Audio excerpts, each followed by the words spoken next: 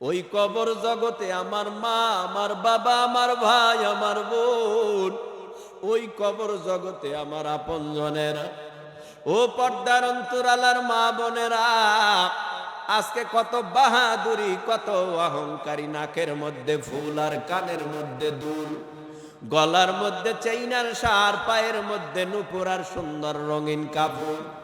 ও মা, এমন একটা সময় আসবে নিজের আপন সন্তান চামিচ দিয়া মুখের মধ্যে পানি দিবে, দুই গাল বেবে পানিগুলি জমিনে গড়াইয়া গড়াইয়া পড়বে। হঠাৎ আওয়াজ দিয়া বলবে, তাকাইয়া দেখ, আমার মা পানি গিলে না, আমার বাবা পানি গেলে না। আওয়াজ দিয়া বলবে, আমার মা নাই, আমার বাবা নাই, তোরা কে কোথায় আসো, তাড়াতাড়ি আমার বাড়িতে হাজির হয়ে যা। কান্নার একটা রোল পরে যাবে। হঠাৎ মাগো কানের দুল খুলে ফেলবে, নাকের ফুল খুলে ফেলবে, গলায় চেইন থাকবে না, গলায় ছাড় থাকবে না। ও মাগো, পরনের মধ্যে রঙিন পোশাক থাকবে না, পাতলা পাঁচখানা কাফনের কাপড় পরাইয়া মা জানাজা দিয়া দিবে। ও যুবক, তোমাকে আমাকে তিনখানা পাতলা কাফনের কাপড় পরাইয়া তোমাকে আমাকে জানাজা দিয়া দিবে। ও ভাই, মসজিদের ইমাম দিয়া আর কত বছর জানাজা পড়াবা? মসজিদের ইমাম দিয়া আর কত জানাজা পড়াবা? বাবার জানাজাটা তুমি পড়াইতে পারো নাই, মায়ের জানাজাটাও তুমি পড়াইতে পারো নাই, দাদা দাদু নানা নানুর জানাজাটাও তুমি পড়াইতে পারো নাই। তুমি কি এইভাবে হেলায় খেলায় তুমিও কি চইলা যাবা? না রে যুবক, অন্তরের মধ্যে এমন একটা ভয় ঢুকাও, ওই কবরে সাথী নাই, বাতি নাই, জ্বালানা নাই, কপাট নাই, ওই কবরে আমি একা একা কেমনে থাকবো? আমার ছেলেটা যদি কোরআনের হাফেজ হয়, নাতিটা যদি কোরআনের হাফেজ হয়, পুতিটা যদি কোরআনের হাফেজ হয়, মাওলানা হয়, পাঁচটা সন্তান তোমার ইঞ্জিনিয়ার বানাইলা, ডাক্তার বানাইলা, ডক্টর বানাইলা, মুফাসসির বানাইলা না, জমিনের মধ্যে মুফতি আর মাওলানা হাফেজ বানাইলা না। কি জবাব দিবা তুমি আল্লাহর কাছে? তুমি এমন শিক্ষায় শিক্ষিত বানাইছো, তোমার জানাজাটা পর্যন্ত তোমার সন্তান করতে পারে না। তুমি মুসলমান, এ জমিনের মধ্যে ও ভাই, যদি ধার করে ইমাম নিয়া বাবার জানাজা পড়াও, বাবার জানাজা পড়াইতে সময় লাগে 5 মিনিট, সেখানে 2.5 মিনিটে জানাজা শেষ।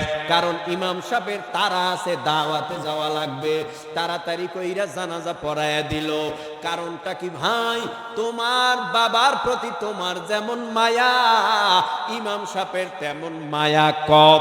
কারণ তোমার সন্তান যদি আলেম হয়, অসুস্থতার খবর পাইয়া দৌড়াইয়া বাড়ি যাবে, বাড়ি যাওয়ার পর তোমার পাশে বইসা তেলাওয়াত করবে সূরা ইয়াসিন, সূরা বাকারা, সূরা মুলক আর নাবা। কোরআনের থেকে তেলাওয়াত যখন করবে, তখন এই তো আমার আল্লাহর অর্ডারে শয়তান আর ধোঁকা দিতে পারবে না, বাবাকে ঈমান হারাইতে পারবে না। চোখের পানি ফালাইয়া বাবার শিয়রে বৈশা কান্নার আওয়াজ, ও আল্লাহ, যেই মা বাবা আমারে আলেম বানাইতে কত চোখের পানি ফালাইছে, কত শাসন করেছে, কত টাকা পয়সা দিয়া আমাকে সহযোগিতা করেছে, সেই বাবা আজকে নাই, মা নাই। এই বাবারে মরণের সময় ঈমান নসিব করিয়া দিও। জমিনের মধ্যে মরণের পর দেখবা ছেলে বাবার গোসলটা দিতে পারে, বাবার গোসল ছেলের হাতে নিজে আলেম ছেলেটা করে। এরপরে কাপন কেমনে পরাইতে হয়, বাবার লাশটারে কাপন পরায়, নিজে জানাজা দেয়, এরপরে সবাই কবরে নিয়ে যায়, কবরে রাইখা সবাই যার যার ঘরে যখন অন্ধকারে চলিয়া যায়, আলেম সন্তানটা কবরের কিনারায় দাঁড়ায়া গুনগুন আওয়াজ করে, কান্না করে আর বলে, রব্বির হামহুমা কামা রাব্বায়ানি সগীরা, রব্বির হামহুমা কামা রব্বায়ানি সগীরা। মায়ে যখন দোয়া করে চলে যায় আরশ পারে, কবুল হয় সাথে সাথে ফল দেখিতে পাও। মায়ের দোয়া লৌহে মমিন, মায়ের দোয়া লও, মায়ের দোয়া লৌহে মমিন, মায়ের দোয়া লও। বিপদে পড়বে না তুমি যখন যেথায় যাও, বিপদে পড়বে না তুমি যখন যেথায় যাও। মায়ের দোয়া লৌহে মমিন, মায়ের দোয়া লও। একটি গেলাস পানির ফলে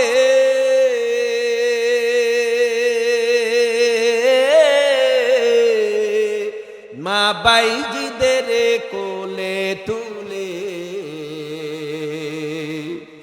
হাত তুলে মা বলেন বাইজিদকে ওলি বানাও, হাত তুলে মা বলেন বাইজিদকে ওলি বানাও। মায়ের দোয়া লৌহে মমিন, মায়ের দোয়া লও। যার কারণে বাইজিদেরই না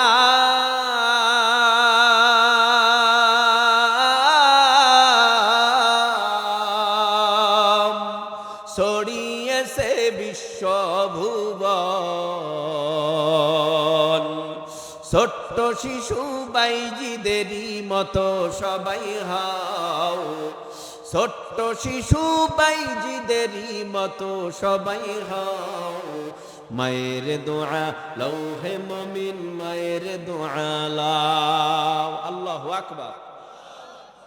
ভাই, ওয়াজ জীবনে বহু শুনেছি, আরো শুনবো ইনশাআল্লাহ বলো। তবে রাত যত গভীর হয় ফজরের তত বেগাত হয়। নামাজ বড় না ওয়াজ বড়? ওয়াজ কম হবে, আমল বেশি হবে ইনশাআল্লাহ বলে। কি হবে? কি হবে? ওয়াজ কম, আমল রাজি তো? যুব সমাজ, তরুণ সমাজ, কিশোর কারা কারা তৈরি আছো 5 ওয়াক্ত নামাজ পড়তে? তারা হাত উঁচু করে আল্লাহরে দেখাও। নারায়ে তাকবীর। আল্লাহ আমাদের কবুল করুন, বলেন আমিন। মাদ্রাসার ছাত্ররা জানাজা পড়াইছে, দেখছেন না? ওর বাবা এখন মইরা গেলে এখন জানাজা পড়াইতে পারবে, মা মইরা গেলে, দাদা মইরা গেলে, দাদু নানা নানু মইরা গেলে জানাজা পড়াইতে পারবে, এখন পড়াইতে পারবে। এ মাদ্রাসায় এই শিক্ষা দেওয়া হয়।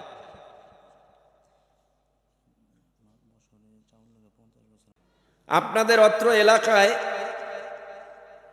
আমি জানি না, তবে আপনারা জানেন 25 বছর সুস্থ ছিল, হঠাৎ 25 বছর বয়সে অসুস্থ, প্যারালাইসিস, হাঁটতে পারে না, চলতে পারে না, বলতে পারে না, ধরতে পারে না, দেখতে পারে না, শুনতে পারে না। এরকম বহু মানুষ, ঘরে পড়া, যেখানে খায় সেখানেই পেশাব করে, এরকম যুব সমাজ আসেনি 2-1 জন? আচ্ছা বলুন তো, আমি হাত দ্বারা ধরি, এটা আমার ইচ্ছায় না আল্লাহর ইচ্ছায়? আমি বলি আমার ইচ্ছায় না আল্লাহর ইচ্ছায়? তোমার ক্রেডিট কি? তোমার কি ক্রেডিট? তোমার কি ক্ষমতা? 3 বার পাতলা পায়খানা আর 3 বার বমি হইলে তোমার শক্তি খুঁজে পাওয়া যায় না। এত শক্তি দেখাও কিভাবে? তুমি কি জানো না সারা দুনিয়ার বাহাদুর নমরুদকে আল্লাহ ল্যাংড়া মশা দিয়া সাইজ করেছে? এটা কি তুমি জানো না? ফেরাউনকে পানি খাওয়াইয়া পেট পুটকা মাছের মতো ফুলাইয়া আল্লাহর গজব দিয়া ধ্বংস করেছে? তুমি কি জানো না? তোমার চাইতে কোটি কোটি গুণ ক্ষমতাওয়ালা যারা ছিল, আল্লাহর গজবে সেকেন্ডের ভেতরে তাদের সমস্ত ক্ষমতাকে নির্মূল করে দিয়েছে। তোমার আমার 3.5 হাত বডিওয়ালা মানুষকে আল্লাহ পাক জমিনে শোয়ায় দিতে সেকেন্ডের ব্যাপার। তুমি আল্লাহর সাথে বাহাদুরি কইরো না। আল্লাহর মতো এত বড় বাহাদুর আর কেউ আছে? নাই। আপনারা এসেছেন, আমিও এসেছি, কিছু কথা বলবো, যদি আপনারা আওয়াজ দেন। আমার খোরাক আপনাদের আওয়াজ। আপনারা যদি আওয়াজ দিতে পারেন আমি কিছু বলতে পারবো, আর আপনারা যদি মাথা ঝুলান কথা বলার শক্তি পাওয়ার পরেও, তাহলে আমি মনে করব আপনাদের সাথে আমার মিলবে না, ভালোবাসায় জমবে না। একজনকে আর একজন ভালোবাসবে কার জন্য? জোরে বলেন। আল্লাহর জন্য ভালোবাসলে লাভ না লস? হুব্বু ফিল্লাহ বুগদু ফিল্লাহ। আল্লাহর জন্য কাউকে ভালোবাসা, আল্লাহর জন্য কাউকে খারাপ জানা। তো আসুন, আপনার ভালোবাসা আমি চাই, দিবেন? টাকা লাগবে? আপনার ভালোবাসা পাইতে আমার টাকা লাগবে, সম্পদ লাগবে, বাড়ি গাড়ি লাগবে? তাহলে ভালোবাসাটা দিয়া বয়ান শুনবেন, তাহলে আমার কথা আপনার দিলে বসবে। আর যদি আমার প্রতি আপনার ভালোবাসা না থাকে, আমি যত ভালো কথাই বলি না কেন আপনার দিলে বসবে না। আওয়াজ দিবেন, আওয়াজ বন্ধ করবেন না। আওয়াজের মাধ্যমেই ইসলামের বিজয় হয়েছে। আওয়াজ না দেওয়ার কারণে বেঈমানরা, মুসলমানরা বেঈমানের হাতে মার খেয়েছে। আওয়াজ যত বন্ধ হবে, বেঈমানরা মাথার উপরে তত চেপে বসবে। মুসলমানের আওয়াজ যত বাড়বে, বেঈমানরা মনে করবে মুসলমানেরা সজাগ। ইসলামের বিরুদ্ধে, কোরআনের বিরুদ্ধে, নবীর বিরুদ্ধে, কাবার বিরুদ্ধে, আল্লাহর বিরুদ্ধে কোনো কথা বললে আমাদের কমর রাখবে না, পিটায়া ভেঙে ফেলবে। এই জন্য বেঈমানেরা সজাগ থাকবে যে না না, মুসলমানদের নবীরে গালি দেয়া যাবে না। আর যদি আমরা নীরবতা পালন করি, আল্লাহরে গালি দিছে আল্লাহ বুঝুক, নবীরে গালি দিছে, এটা আমি কি একলা নবীর উম্মত, বাকিরা বুঝুক, এইভাবে ফতুয়াবাজি করে আল্লাহর আদালতে পার পাওয়া যাবে না। যে যেমন কুকুর তেমন মুগুর না হলে বেঈমানরা কখনো সোজা হবে না। এবার আপনাদের কাছে প্রশ্ন, আপনারা জবাব দেন। এই জমিনের মধ্যে নবী, রাসূল, পয়গম্বর আল্লাহ পাঠাইছেন কত হাজার, কত লক্ষ? মতান্তরে বেশ কম আছে যে কথাটা, তবে এমন বললে আর বেশ কম হওয়ার কায়দা নাই। জমিনের মধ্যে আল্লাহ নবী, রাসূল, পয়গম্বর পাঠাইছেন লক্ষাধিক। কত? বলেন বলেন। লক্ষাধিক নবী, রাসূল, পয়গম্বর পাঠাইছেন। আসমানি কিতাব পাঠাইছেন মাত্র 104টা। নবী, রাসূল, পয়গম্বর পাঠাইছেন লক্ষাধিক। একটা করে যদি আসমানি কিতাব এক একজন নবীকে দেওয়া হইতো, তাহলেও তো আসমানি কিতাব থাকতো লক্ষাধিক। সব নবীকে আমার আল্লাহ আসমানি কিতাব দেয় নাই, মাত্র 104 খানা আসমানি কিতাব আমার আল্লাহ দান করেছেন। আবার 104 জন নবীর উপরেও 104 খানা আসমানি কিতাব নাজিল হয় নাই। মাত্র কয়েকজন নবীর উপরে 104 খানা আসমানি কিতাব আমার আল্লাহ নাজিল করলেন। এর মধ্যে ছোট ছোট ছোট ছোট 100 সহিফা, বড় 4 খানা। এই একটা তাওরাত, আর একটা জাবুর, আর একটা ইনজিল, আর একটা পবিত্র মহাগ্রন্থ আল কোরআন। এই 4টা আসমানি কিতাব আবার 4 জন জলিলুল কদর পয়গম্বরের উপরে নাজিল হয়। একজন পয়গম্বর মুসা আলাইহিস সালাম, আর একজন পয়গম্বর দাউদ আলাইহিস সালাম, আর একজন পয়গম্বর ঈসা আলাইহিস সালাম, আর একজন পয়গম্বর মুহাম্মাদুর রাসূলুল্লাহ সাল্লাল্লাহু আলাইহি ওয়াসাল্লাম। এই 4 জন পয়গম্বরের উপরে আমার আল্লাহ 4টা আসমানি দামি কিতাব নাজিল করেছে। মুসা নবীর উপরে তাওরাত, দাউদ নবীর উপরে জাবুর, ঈসা নবীর উপরে ইনজিল, আমার নবী আপনার নবীর উপরে পবিত্র মহাগ্রন্থ আল কোরআন। এ যুব সমাজ, মুরব্বী বাবা, একটু জিহ্বা নাড়ায়া উঁচু আওয়াজে বলেন, এই জমিনের মধ্যে এখন মুসা নবী জীবিত আছে? আরো জোরে বলেন। এই জমিনের মধ্যে দাউদ নবী জীবিত আছে, এই জমিনের মধ্যে ঈসা নবী জীবিত আছে, এই জমিনের মধ্যে আমার নবীও নাই, এই জমিনের মধ্যে মুসা নবী নাই, জমিনের মধ্যে এখন জীবিত দাউদ নবী নাই, ঈসা নবী নাই। আমার নবী বিদায় হলো ১৫০০ বছর আগে, ১৫০০ বছর আগে মায়ার নবী বিদায় হইয়া মদিনার রওজা মোবারকে সবুজ গম্বুজের নিচে ঘুমায়। আমার নবীর বিদায়ের পর এই জমিনের মধ্যে এখনো কোরআন আছে না নাই? এ যুবক বলো, মোহাব্বতের নজরে এই জমিনে ঈসা নবীর উপরে যে আল্লাহ একটা কিতাব নাজিল করেছিলেন ইনজিল, সেই কিতাব ঈসা নবীর বিদায়ের পর সারা দুনিয়ায় নাই। দাউদ নবীর উপরে আমার আল্লাহ একটা কিতাব নাজিল করেছিলেন জাবুর, দাউদ নবীর বিদায়ের পর সারা দুনিয়ার জমিনে সেই জাবুর কিতাব নাই। মুসা নবীর বিদায়ের পর সারা দুনিয়ার জমিনের মধ্যে সেই তাওরাত নাই। আমার নবীর বিদায়ের পর কেন আজও সারা দুনিয়ার জমিনে পবিত্র মহাগ্রন্থ কোরআনুল কারীম আছে?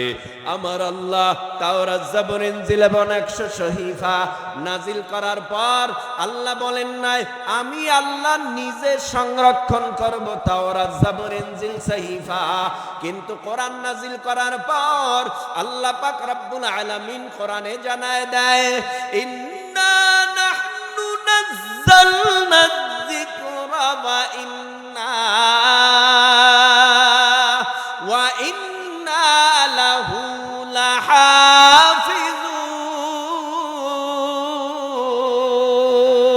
লাহাফিজুন। এই কালামে জিন্দা কোরআনে হাকিম হিকমতে উ লা ইয়াজালাস্তু কদিম জামিউল ইলমি ফিল কোরআনি হাকিম তাকাসুরাত আনহু আফহামুর রিজালি বখা কোরআন কালামুল্লাহ বশানো কদিমাস্তি কদিমাস্তি নইনো। আল্লাহ বলেন ইন্না নাহনু নাযালনা যিকরা ওয়া ইন্না লাহু লাহাফিজুন, নিশ্চয়ই কোরআন নাজিল করেছি আমি আল্লাহ, আর এই কোরআনের হেফাজতের সংরক্ষণের দায়িত্ব নিলাম আমি আল্লাহ। কোরআন নাজিল করার পর ১৪৫০ বছর হয়ে গেল। এ যুবক একটু মোহাব্বতের নজরে দিল থেকে জিহ্বা নাড়ায় বলো ১৪৫০ বছরের আগের কোরআন ১৪৫০ বছর পরেও আগের মতো আছে না নাই? এই কোরআনটা হেফাজত করেছে কে? কোরআন এমন একটা কিতাব ঘরের মধ্যে ঢুকাইছো, ঘর দামি হয়ে গেছে।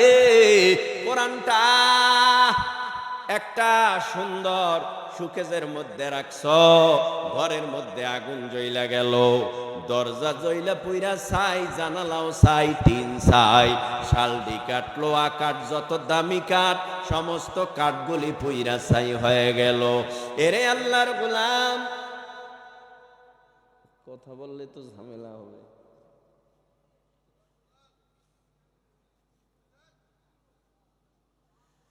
ঘর পুরে ছাই হয়ে গেল, কিন্তু ওই সুকাজের মধ্যে কোরআনটা ছিল।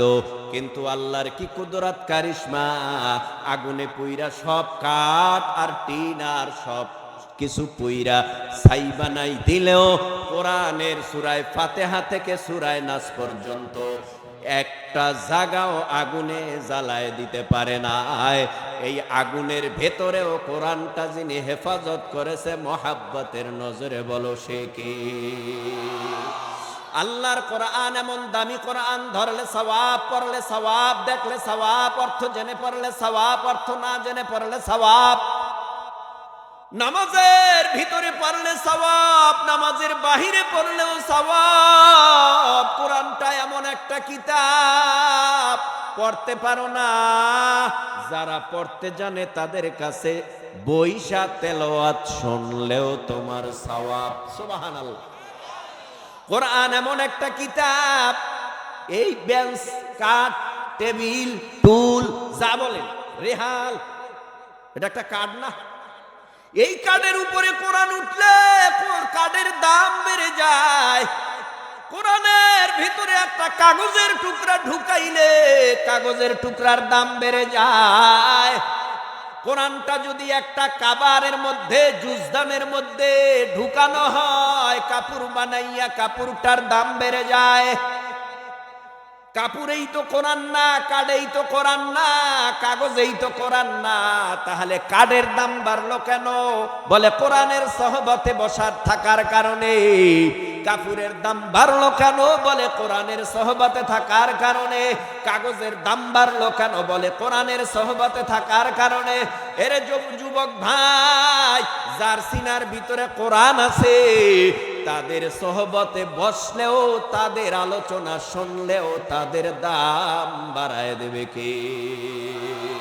সোহবতে সালেহ তোরা সালেহ কুনাত, সোহবতে তালেহ তোরা তালেহ কুনাত। এক জামানা সোহবতে বা আউলিয়া বেহতার আজ সদ সালে তাআত বেরিয়া। কষ্ট হইতেছে বাইরা আমার। আর ডানে বামে নয়, অনেক কথা বলা যাবে, কিন্তু আমার মূল আলোচনার দিকে ঢুকে যাই। আমি যে আয়াতে কারিমা তেলাওয়াত করলাম, মুখস্থ আয়াত, যে আয়াত পরে পরে বাবার কবরে তুমি মাটি দিয়েছো, যে আয়াত পরে পরে মায়ের কবরে মাটি দিছো, যে আয়াত পরে পরে দাদার কবরে মাটি দিলা, যে আয়াত পরে পরে দাদুর কবরে, নানুর কবরে, নানার কবরে মাটি দিলা।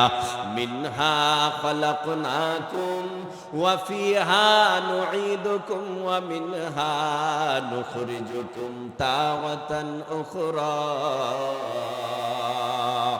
আল্লাহ এই আয়াতের মধ্যে তিনটা গুরুত্বপূর্ণ নসিহা করেছেন। নাম্বার 1, আল্লাহ বলে মিনহা খলাকনাকুম, তোমাদেরকে আমি আল্লাহ মাটির দ্বারা বানাইলাম, ওয়া ফিহা নুঈদুকুম, আবার তোমাদেরকে মাটির সাথে মিলায় দেব, ওয়া মিনহা নুখরিজুকুম তারাতান উখরা, আবার তোমাদেরকে এই মাটির থেকে জীবিত করব। মিনহা খলাকনাকুম, বানাইলাম মাটি দিয়া, ওয়া ফিহা নুঈদুকুম, মাটির সাথে মিলায় দেব, ওয়া মিনহা নুখরিজুকুম তাওয়াতান উখরা, আবার এই মাটির থেকে তোমাদেরকে জীবিত করব। এই হলো আয়াতের তরজমা। কুল্লু মান আলাইহা ফানি ওয়া ইয়াবকা ওয়াজহু রাব্বিকা যুল জালালি ওয়াল ইকরাম।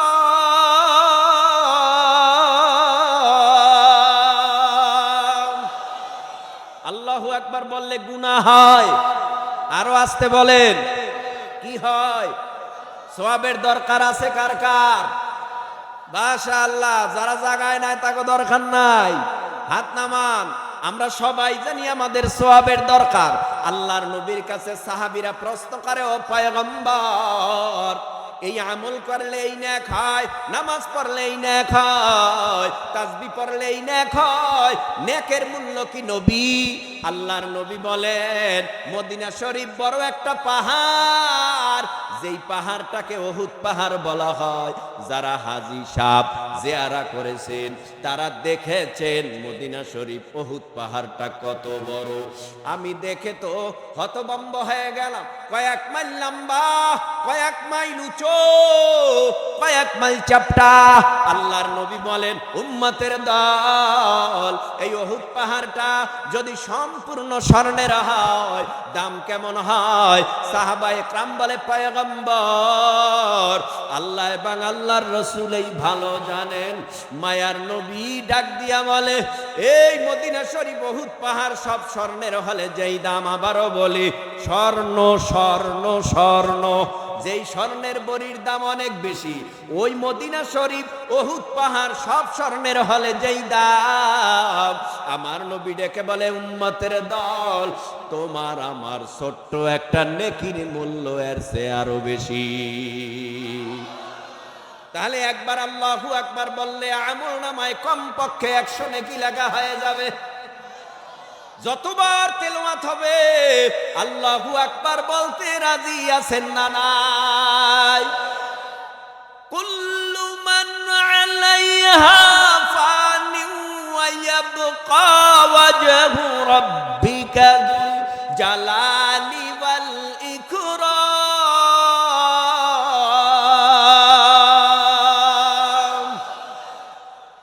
এই আসমান কার? জমিন কার? চন্দ্র কার? সূর্য কার? কিচ্ছু থাকবে না, কিছু রাখবে না।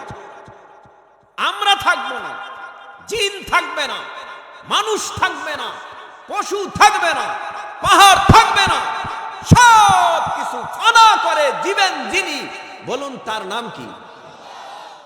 তুমি থাকবে না, আমি থাকবো না, কিছু থাকবে না, সব ফানা করে দিবেন ইসরাফিলের সিংহার আওয়াজে। কিছু থাকবে না, সব তছনছ হয়ে যাবে। তোমার আমার